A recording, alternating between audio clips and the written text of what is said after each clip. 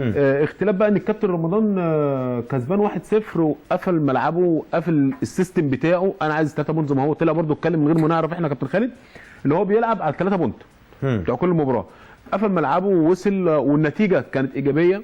والكابتن خالد طبعا لعيبه الاسيوطي حاولت يعني تعمل يعني توصل لمجرى المباراه واحرزوا هدف الاولاني. بقت النتيجه 2-1 زي الدور الاولاني بالظبط. واحنا قلنا حتى انا وابو العيله قاعدين قلنا خلاص المباراه خلصت 2-1 يعني لدرجه وصلت ضربه الجزاء 3-1. يعني الشوط الثاني يا كابتن مختلف عن الشوط الاولاني في ايجابيه تمام. بس الايجابيه الاقوى يا كابتن خالد طبعا اللي انا بتكلم فيها اللي طبعا بحترم كلمه الكابتن علاء طبعا يعني كسب وخرج من الحاله اللي هو فيها اللي هو بقى له 3 ماتشات بيخسر.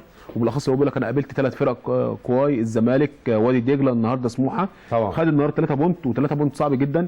يعني انا استغربتها لان طبعا دي كانت بروفا قويه لفرقه سموحه قبل السفر والبروفا الاقوى ليهم اللي هم هيلعبوا الزمالك قبل السفر بيوم. كابتن علاء طبعا هحترم كلامه طبعا النهارده اللي هو بيقول اللي انا حصل من لعيبته في فلان وفلان تمثيل